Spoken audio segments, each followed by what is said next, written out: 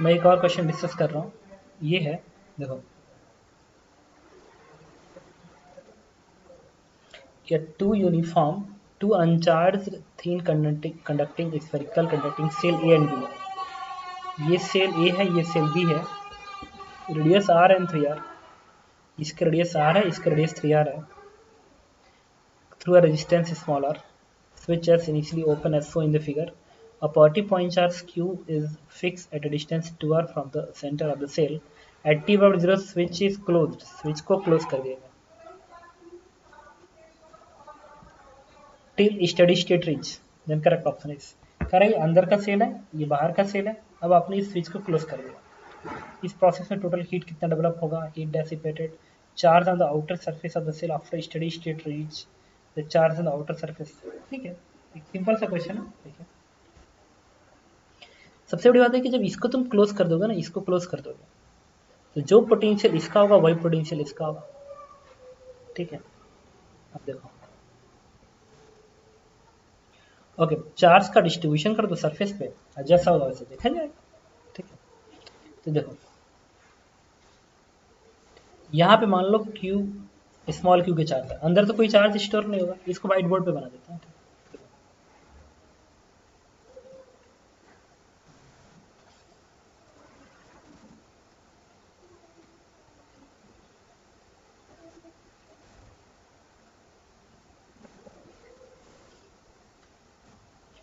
2R दूरी पे charge है ना, ये चार्ज 2R दूरी पे यहाँ से, रेडियस स्मॉल आ रहा है, और ये 3R, यहाँ पे एक स्विच के थ्रू कनेक्ट करूंगा।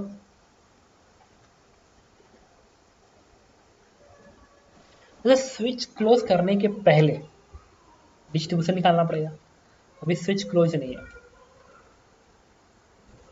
अब बाद वाला भी निकालना पड़ेगा। ठीक है, तो पहले वाला क्या होगा, तो अगर यहाँ पे क्यू चार्ज है तो अंदर तो कोई चार्ज स्टोर नहीं होगा अंदर के सरफेस पे, क्योंकि अंदर के सरफेस पे कोई भी चार्ज होगा तो अंदर वाली फील्ड से अंदर का चार्ज सिर्फ अंदर से डिपेंड करेगा, बाहर से नहीं। तो इसके अंदर बनेगा, इसके बाहर के सरफेस पे क्यू डैश का चार्ज आएगा, बट वो भी नेट सम इसका 0 ही होगा, वो नॉन यूनिफॉर्म हो सकता है। ठीक है, ये क्यू है तो यहाँ पे क्या आएगा, माइनस कैपिटल क्यू आएगा। और इस फील्ड, इस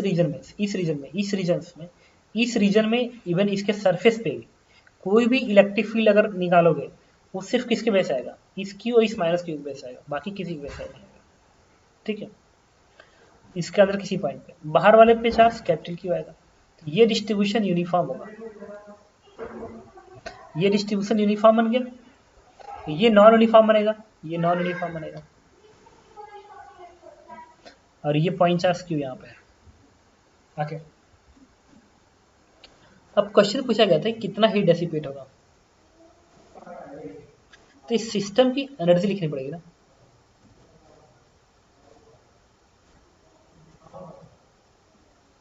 तो मुझे ये बताओ, ओके, अब देखिए, अब कुछ चीजें, ये बिफोर है और आप बात करना है आफ्टर, आफ्टर बिफोर क्या होगा। ठीक है, ये भी एक अच्छा क्वेश्चन है। देखो इस पे मैंने क्या किया, ये बड़ा वाला लिख लिया और छोटा स्फीयर बना लो, बना दिया। अब देखना, ये चार्ज क्यू है, ये रेडियस 2R है, ये रेडियस R है, ये 3R है,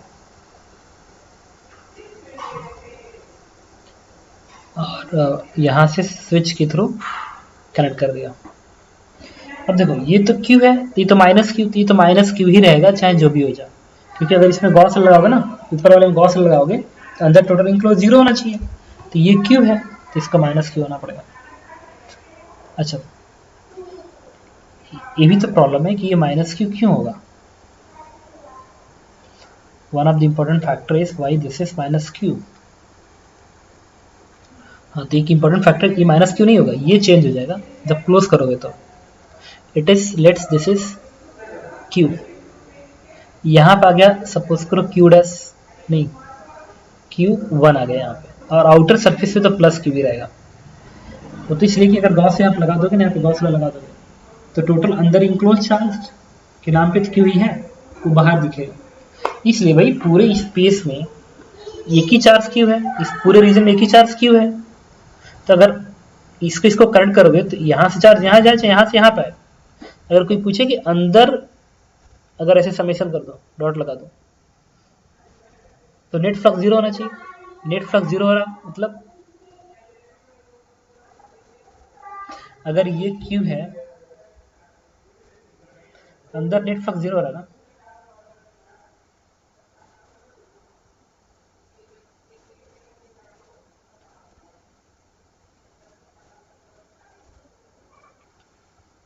मुझे ये बताओ, ये बाहर वाला प्लस क्यू है, क्या ये चार्ज चेंज होगा कि नहीं चेंज होगा? ये बहुत बड़ा इंपॉर्टेंट पार्ट है। अच्छा, बाहर के रीजन में इलेक्ट्रिक फील्ड सिर्फ इसके वजह से, इधर हम बाद में आते हैं, बाहर के रीजन में फील्ड सिर्फ इसके वजह से डिपेंड करेगा। इसके रीजन का फील्ड यहाँ का चार्ज, यहाँ का चार्ज और इसके वजह से डिपेंड करेगा। ठीक है, तो मुझे बताओ ये तो कि अगर ये अंदर की जो कैविटी है, ये अंदर की जो कैविटी है उसके अंदर इलेक्ट्रिक फील्ड में जो भी चेंज होने वाला है वो अंदर वाले की वजह से चेंज होगा, बाहर की वजह से नहीं चेंज होगा। तो जब तुम इस स्विच, अच्छा स्विच क्लोज करने के पहले इसका चार्ज जीरो होगा, ये क्यू तो माइनस क्यू होना ही चाहिए, क्योंकि गॉस लॉ लगाने पे अंदर चार्ज माइनस क्यू आएगा, क्योंकि ये जीरो है, क्योंकि अभी स्विच कनेक्टेड नहीं है। और बाहर के चार्ज पे प्लस क्यू का चार्ज आएगा। यहाँ तक तो ठीक है, इनिशियल ठीक है।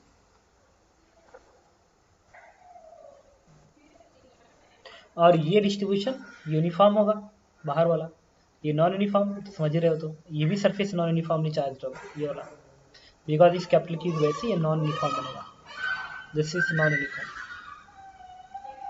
अब स्विच क्लोज करने के बाद देखते हैं क्या होगा। स्विच क्लोज कर दिया तुमने, ये क्यू है तो लेट्स इस पे क्यू डैश चार्ज आ गया, Q1 आ गया, यहाँ पे माइनस क्यू। अच्छा, बाहर कितना चार्ज होगा?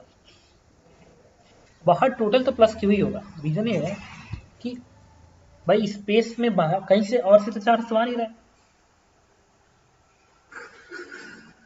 आने जा। और अंदर के जितने चार्जेस हैं, अंदर कितने चार्जेस हैं वो सब आउटर सरफेस पे अपेयर होते हैं। अंदर पे गॉसिल लगाने के बाद अंदर में जितना चार्ज है, जितना चार्ज है वो सब बाहर दिखता है, वो बाहर दिखेगा ही दिखेगा।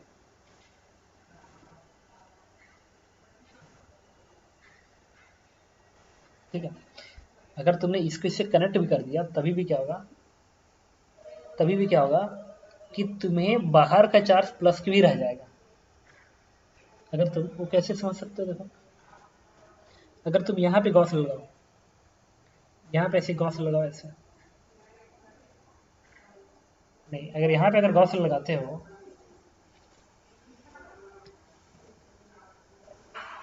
देखो, तो ये तो प्लस की तो श्योर हो, क्योंकि इस पे गॉस लगाओगे तो इसके अंदर नेट चार्ज जीरो होना चाहिए, तो plus Q minus Q Q dash A zero, तो ठीक आ रहा है। और अगर पूरे पूरे पे बाहर चले जाओ, बाहर चले जाओ, बाहर बाहर, तो इस सिस्टम का टोटल चार्ज प्लस क्यू होना चाहिए, क्योंकि अंदर सिर्फ क्यू ही चार्ज है। अब इसका सब जीरो है तो कन्फर्म बाहर प्लस क्यू रहेगा। वैसे यहाँ पे देखो, अगर तुम इस बाहर वाले पे अगर गॉस लगाओगे तो टोटल चार्ज का सम जीरो होना चाहिए अंदर, तो ये माइनस क्यू, ये प्लस क्यू, ये क्यू वन जीरो होना चाहिए। तो पहला इक्वेशन तुम ये लिख सकते हो यहाँ पे, प्लस क्यू माइनस क्यू और Q one that must be zero. इसको करेक्ट करने के बाद यहाँ क्यू वन हो गया, माइनस क्यू हो गया, ये प्लस क्यू। अब बाहर का चार्ज ये डिसाइड कर लो ये कितना होगा। बाहर का चार्ज प्लस क्यू आएगा, पता है क्यों आएगा? क्योंकि भाई अंदर से चार्ज बाहर से, बाहर से अंदर आए, टोटल चार्ज का सम तो कांस्टेंट रहेगा। तो अगर इसका इसका सम जीरो है, तीनों का सम जीरो है, तो टोटल चार्ज तो एक ही है, प्लस क्यू सिस्टम पे, यही चार्ज है प्लस क्यू। इसमें कोई चार्ज नहीं था, इसमें कोई चार्ज नहीं था। इसका मतलब जो टोटल चार्ज होगा कहाँ पेयर होगा? बाहर के सरफेस पे पेयर होगा, प्लस क्यू, ये प्लस क्यू रहेगा। इसका मतलब ये है कि इसमें जो ये पार्ट है, the charge on the outer surface of cell,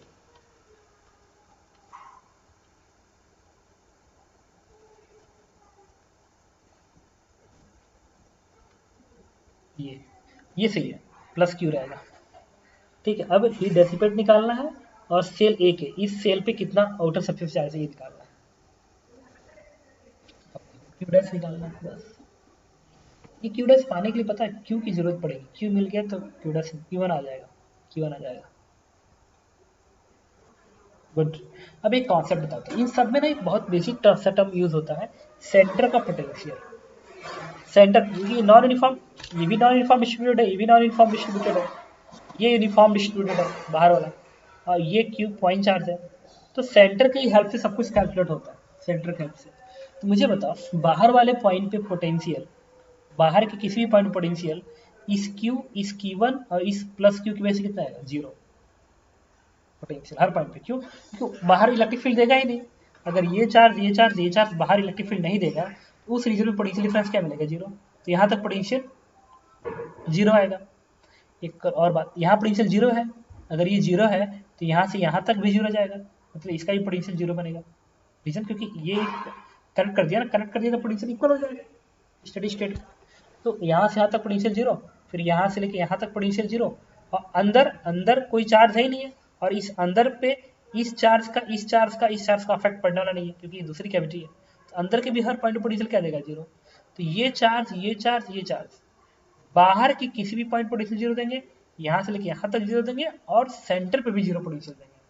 तो हम सेंटर का पोटेंशियल लिखेंगे, इस क्यू की वजह से यहाँ का पोटेंशियल, दैट इज कैपिटल के क्यू अपॉन 2r। इस Q1 की वजह से सेंटर का पोटेंशियल के Q1 अपॉन r, और इस माइनस क्यू की वजह से सेंटर का पोटेंशियल दिस इज माइनस के Q upon 3r is zero.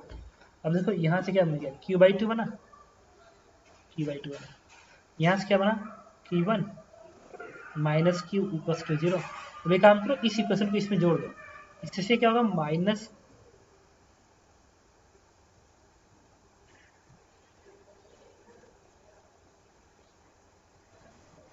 Centre का पोटेंशियल क्या लिखा है, इसकी वजह से KQ/2r, Q1 की वजह से r, इसकी वजह से 3r, ये जीरो में तो ठीक है यार, ये इक्वेशन सही लिखा है। देखो तो एक बार चेक कर लेते हैं भाई, ये पूरा सिस्टम आइसोलेटेड है, बाहर तो क्यू रहेगा, ठीक है। और ये क्यू है, ये Q1 है, ये माइनस क्यू, इसका सम मैंने जीरो क्यों किया, इसका सम मैंने जीरो क्यों किया, इसका रीजन बस पता चल जाए, आंसर मिल जाएगा। हाँ, ये मैंने जीरो इसलिए किया, गॉस लॉ लगा के ना, इसके अंदर वाले पॉइंट पर गॉस लॉ लगाओगे, गॉस लॉ, तो इसका चार्ज प्लस ये चार्ज प्लस ये चार्ज का सम जीरो रहना चाहिए, ये तो ठीक है, होल्ड करेगा। अब इसको सिंप्लीफाई कैसे करेंगे, तो ये क्या बता रहा है, ये बता रहा है कि अगर ये कंडीशन Q1 प्लस बन गया, Q माइनस बन गया, ये तभी संभव है जब Q जीरो हो जाए।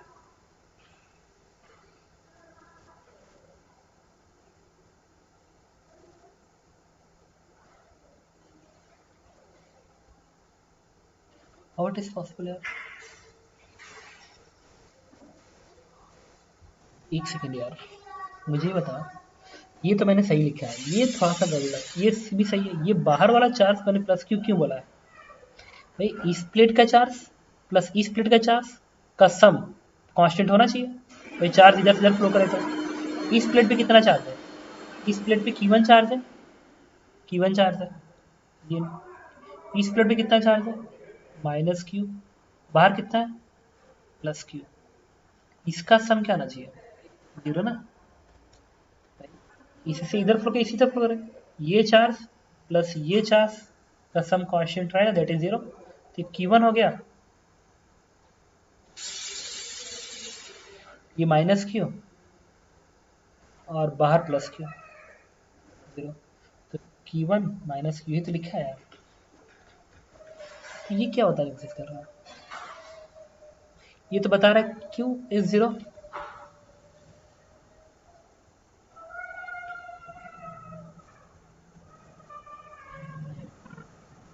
ओके, कैलकुलेशन मिस्टेक, देखो ये बनेगा Q/2, ये Q1 बनेगा, ये Q/3 बनेगा ना, तो कुछ बताते नहीं हो ना इसलिए गलत होता है। अब क्या करो, यहाँ से Q1 उठाओ, उठा के इसमें रख दो, ठीक है।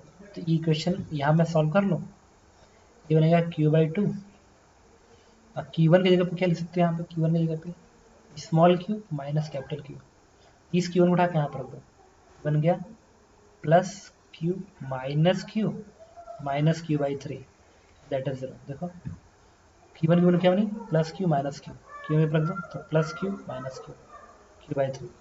यहाँ से क्या आएगा Q बाई 2 बनेगा, इसका और ये इससे होगा तो 3 एक कम 3 में से 1 गया, 2Q बाई 3 बनेगा। देखो तो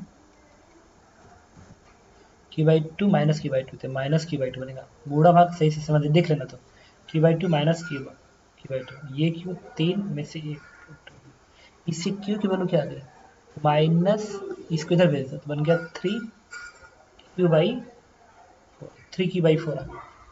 लेकिन हमें क्या निकालना था, हमें तो बताया आउटर का चार्ज Q रहेगा, Q1 निकालना पड़ेगा। Q1 निकालने के लिए मैंने यहाँ से निकाल लिया, Q1 बराबर Q की जगह प्लेस कर दो तो 3Q बाई 4 माइनस Q, तो माइनस Q अपॉन 4 ये चार्ज आएगा, तो outer surface charge minus Q by 4, C part भी सही कर रहा है, समझ गए। ओके, इसके बाद क्या है, पूछ रहा कितना हीट डेसिपेट हुआ, एक और लास्ट क्वेश्चन, कितना हीट डेसिपेट हुआ। तो हीट डेसिपेट क्या हुआ, अच्छा बताओ, ये बाहर का Q चार्ज वही रह गया जो यहाँ पे है, तो बाहर का इलेक्ट्रिक फील्ड तो वही रह गया, तो बाहर के रीजन की एनर्जी नहीं डेसिपेट हुई, एनर्जी डेसिपेट हुई इसके बीच का, क्योंकि इसका पोटेंशियल इक्वल हो गया, तो इसके बीच में इलेक्ट्रिक फील्ड की वैल्यू 0 आ गई सिमेट्रिकली, क्योंकि हर पॉइंट का पोटेंशियल इक्वल है यहाँ पे, और इसके हर पॉइंट पोटेंशियल इक्वल है यहाँ पे, अब पोटेंशियल डिफरेंस 0 आ रहा है, तो जो पोटेंशियल यहाँ का वही पोटेंशियल यहाँ पे, हर पॉइंट पे इलेक्ट्रिक फील्ड 0 आएगा, मतलब इस रीजन में जो एनर्जी थी ना, वही एनर्जी बेसिकली खत्म हो गई, गायब हो गई, इसकी एनर्जी निकालनी पड़ेगी, तो फाइनल एनर्जी इस रीजन में 0 बन रही है, इनिशियल एनर्जी जो आएगा वही हमारा हीट डेसिपेट कहलाएगा, इनिशियल एनर्जी निकालनी बाकी है, तो इनिशियल एनर्जी निकालने के लिए मैंने क्या किया, इनिशियल एनर्जी निकालने के लिए पता है क्या होगा, इसके और इसके बीच का अगर पोटेंशियल डिफरेंस मिल गया ना, क्योंकि ये नॉन यूनिफॉर्म है ना, सब यही टेंशन दे रहा है, इसके बीच का पोटेंशियल डिफरेंस मिल गया तो एनर्जी होगी हाफ CV स्क्वायर, क्योंकि फिर भाई जो भी होगा, जिस तरीके से, अच्छा इसमें एक हम लैप्लेस करेक्शन यूज कर सकते हैं, लैप्लेस थ्योरम, ये कहता है कि इसके हर पॉइंट का पोटेंशियल इक्वल होगा, इसके हर पॉइंट का पोटेंशियल इक्वल होगा, तो कोई ऐसा चार्ज डिस्ट्रीब्यूशन मिल जाए जो एग्जैक्टली वही पोटेंशियल दे यहाँ पे जो यहाँ पे दे, तो उस रीजन, ये बाउंड्री कंडीशन अगर सेटिस्फाई कर जाए, तो उस रीजन में एक एक चीज जो उस इक्विवेलेंट से आएगा, जो इससे आएगा एकदम सेम आएगा, नहीं लेकिन बीच में चार्ज नहीं होना चाहिए उस प्रॉपर्टी के लिए, ये चार्ज पड़ेगा, कोई बात नहीं, मुझे निकालना पड़ेगा इसके बीच में कितनी एनर्जी है। देखो एक अच्छा सा क्वेश्चन है, समझना पड़ेगा, ये पॉइंट चार्ज उसका भी हेल्प समझना पड़ेगा, बहुत अच्छा क्वेश्चन है। एक्चुअल में इस स्पेस में जो भी इलेक्ट्रिक फील्ड आ रहा है इस Q डैश की वजह से, और इस माइनस Q की वजह से जो भी इस स्पेस में इलेक्ट्रिक फील्ड है, वो एनर्जी गायब हो गई है, और इस पॉइंट चार्ज की वजह से जो एनर्जी है इसके बीच में यहाँ पे, वो एनर्जी नहीं गायब होगी।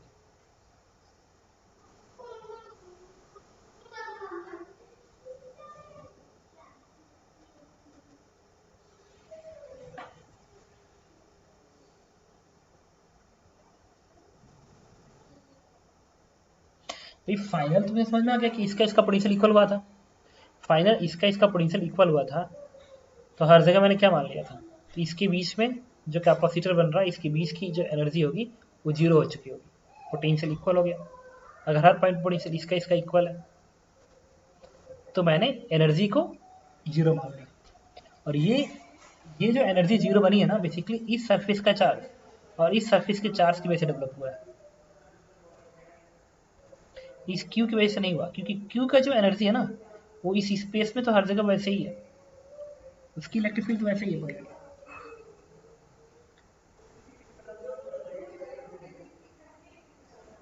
हाँ, वही तो क्वेश्चन है, 1/2 एप्सिलॉन नॉट ई स्क्वायर होता है, ई नेट इलेक्ट्रिक फील्ड होता है, तो उसमें इस ई का रोल आ तो सकता है।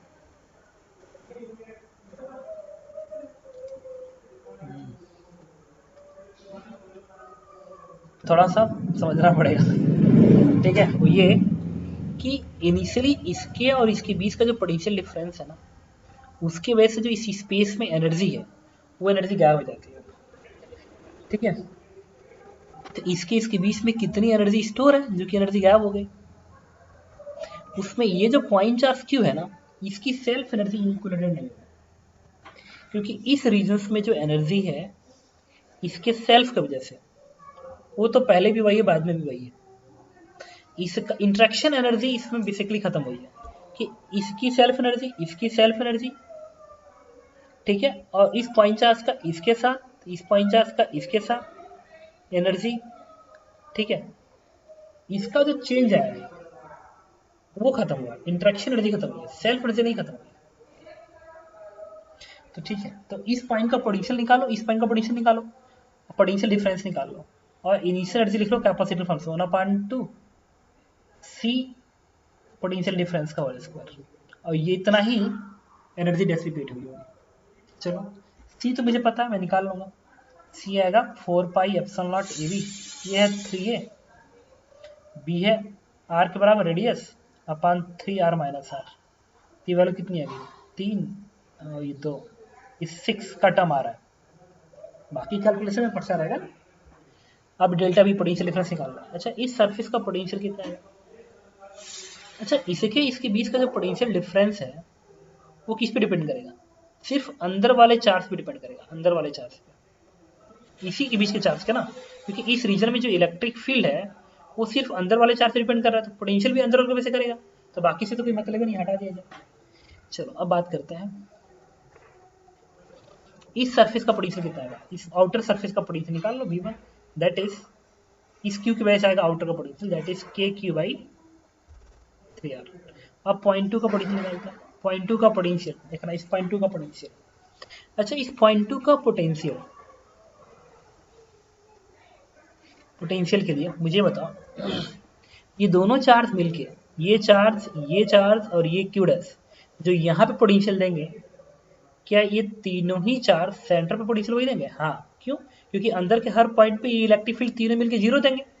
अगर ये तीनों मिलके यहाँ पे अंदर के हर पॉइंट पे इलेक्ट्रिक फील्ड जीरो देंगे, इसका मतलब जो पोटेंशियल वो यहाँ पे देंगे वही पोटेंशियल यहाँ पे देंगे।